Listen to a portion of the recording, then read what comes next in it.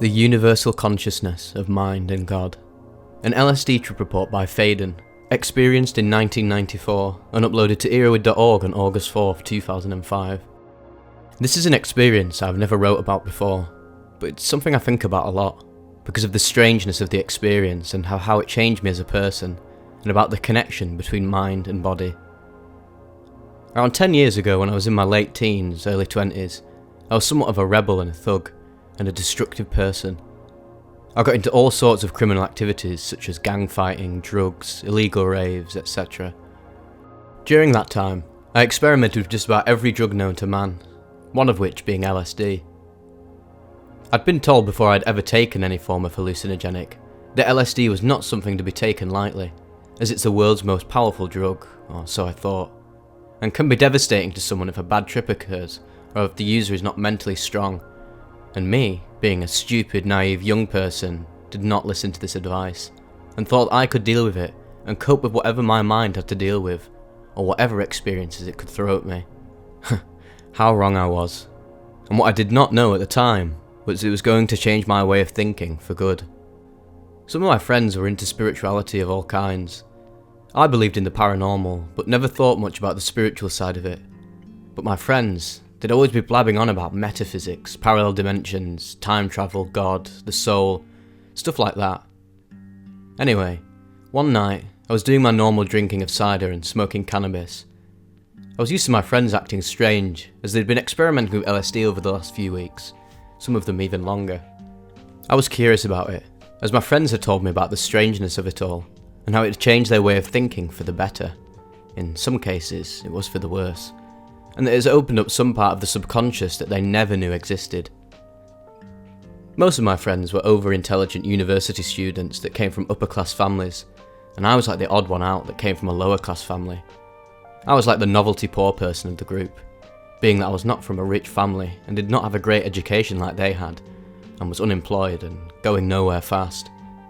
You would have thought it would have been me tempting them to do drugs, but it was they who were pressuring me. I was cautious at first, even though I'd heard the horror stories before of what can go wrong, and even had seen someone a few weeks before have a bad trip, which in a way made me scared, but at the same time made me even more curious about this mysterious little pill, as the people taking the drug seemed so convinced that they could actually see into some other reality, or even dimension. They were so convinced of it that I started to convince myself that I would be able to handle it, so that I could see firsthand what they were talking about, and that it was the cool thing to do. Also, if I took it, I would at least be accepted into the group more, as someone that knew about these secret spiritual things like they claimed to know, and would be able to join in more with their in-depth conversations about God, time, and spirituality. So I asked one of them to get me one, for which they cheered me on. One of the biggest mistakes I made was getting a blue microdot, the most powerful form of LSD around at the time. Anyway, I took the pill with a litre of cider, another mistake, being that cider is full of acid. We were in a student's bedsit. He had no electricity, so we were sitting in candlelight. Anyway, 15 minutes passed, nothing. 30 minutes passed, nothing. 45 minutes passed, and I began to feel a little odd. I looked at the walls and watched the shadows moving around on the walls from the candles, and thought that they looked odd, but I still felt happy and comfortable. Then about an hour after taking the microdot, I started to notice one of my friends sitting in a chair, and he looked at me in a sinister way, and said something along the lines of, "Are you in the Twilight Zone yet?" And as he said it, the room felt like it was melting. It felt like I could feel the sounds in the room on my skin as warmth. I was still thinking with a straight mind at this time. Even though I was hallucinating, I was still in a normal state of thought. I remember telling my friends that I can handle this. It's bizarre, but I could handle it. Or so I thought. I remember my friends talking about some of the strange things that can happen in an LSD trip, such as it being impossible to tell the time or to judge distance, as it's like time and distance do not exist. This was part of a discussion they were having when they were talking about hallucinogenic drugs and spirituality, and how shamans use hallucinogenic drugs to communicate with the spirit world. I remember thinking, of course you can tell the time and judge distance. I'll just look at my watch and you'll be able to see it. So I looked at my watch, and bizarrely, there were about 20 hands on the dial, so I couldn't read it at all. I looked at my friend's digital watch and the digits were 8888, like it had been reset. I asked him directly what the time was, and he said it's asterisk and percent. A clock, I heard him talk, but when it come to the point that he said the actual time, I couldn't hear him. Others tried to tell me, but the same thing happened. The voices went silent at the point they said the time. I think this is around the time I became freaked out and started to worry, and decided to try and walk outside. When I got up and walked from the room and stood in the hall, the atmosphere changed from comfortable to dark and oppressive. The shadows now seemed to turn into creatures on the walls. I heard them growling and whispering about me. Then I looked down to the floorboards I was standing on, and they started to fall away beneath me, and under it was fire and flames. The next thing I remember was someone saying, "For God's sake, help him," because apparently I'd started pulling my hair out in clumps, something I do not recall, as I just did not understand what was going on. One of my friends out and got up and took me downstairs and outside. Tried to put his arm around me, but I thought it was a snake, so I just freaked out more. Anyway, after some convincing, he got me outside. As soon as I went outside, the atmosphere changed again, but it was less threatening. Everything seemed sparkly to look at. I was still scared, but it was not half as bad as what I'd just experienced in the bedsit. My friends followed behind, and they decided it would be best for me not to be in that candlelit bedsit again, as it was that what seemed to be causing me to have bad visions. After some time, one of my friends, Colin, that was training to become a psychologist, started talking to me and was starting to calm me down. Then I turned and looked down an alleyway that was dark, and saw two dark figures huddled together, talking and whispering. I thought they were demons and were plotting against me. And then, something really odd happened. The shadows I saw on the wall as creatures in the bedsit were now surrounding me and growling at me. They kind of reminded me of the demons in the movie Ghost. After starting to panic, my friend Colin told me to think of God. And as he said that, a white illuminated mist started coming up from my feet, and I could feel it touching my face and skin. Then, I looked back at the alley where the demons were, and they were gone. I then looked up and saw a silver sparkling stairway. It looked like a stairway to heaven. My instinct was to try and walk up it, as by this time I was completely delusional. I was away with the fairies, and my friends started laughing at me because I was stomping on the grass thinking I was walking up steps, and my legs were giving way because I thought I was going higher up the steps and thought I was no longer standing on the grass. After some time, I was told to forget about what I could see, and he then told me some stuff that I can't quite remember now, but it was something he'd used in his psychology class about the yin and yang, and about that I should accept that light and darkness were equal, and that there was nothing I could do about it, and that I should face my fears, and that my subconscious mind should find a way of accepting this. As he said this, I felt a sense of deep peace that I had never felt before. Both the demons, shadows, and the stairway vanished, but had all morphed into one, and were now blended into everything I saw around me. The trees were swirling and sparkling with all the colours of the spectrum. The clouds and moon were spinning with vivid pretty colours like a psychedelic video. This was pretty much how things would be throughout the rest of the night. I never saw any other hallucinations, other than the swirling colours that seemed to radiate from everything, and they seemed to connect everything together. And I somehow saw and realised that everything was living and alive, and was also one. It was as if my thoughts were solid and had mass, and that they connected to my environment. I could once again feel sounds physically, and the environment in some odd way was a part of me. I felt so connected to the ones around me and felt love for them, even the ones I normally didn't like.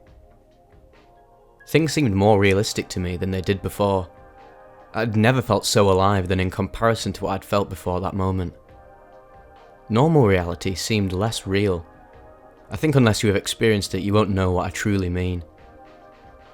Another odd thing was something moving like a leaf floating down from a tree.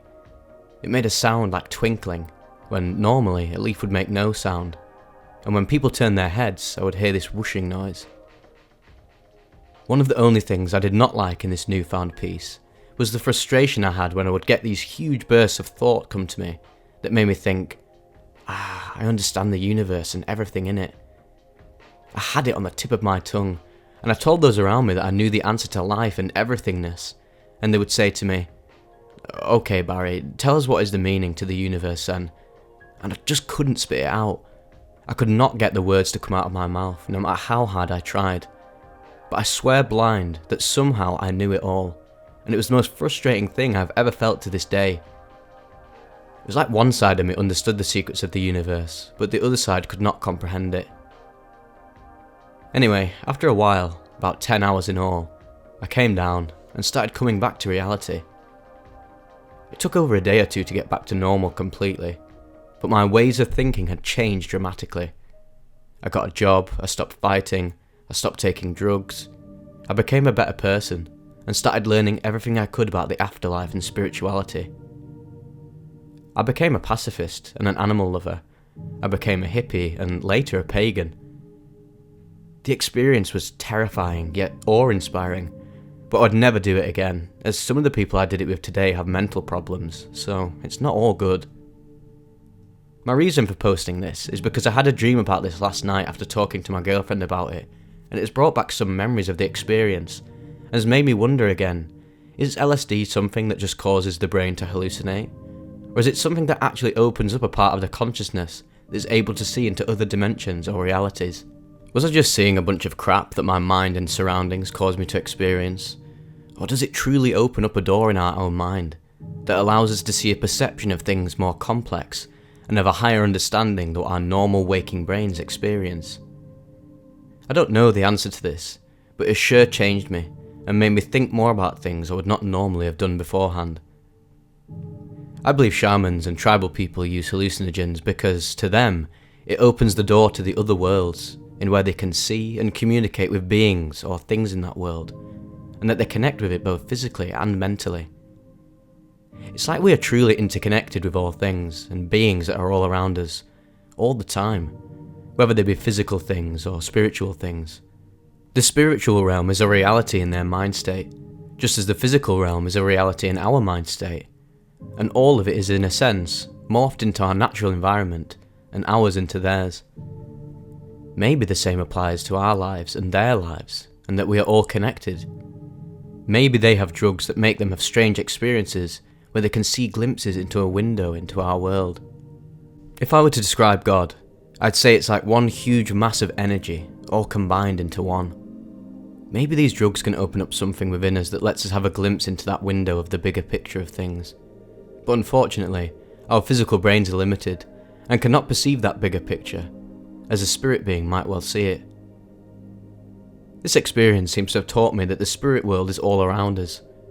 It's represented by life we see all around us as well.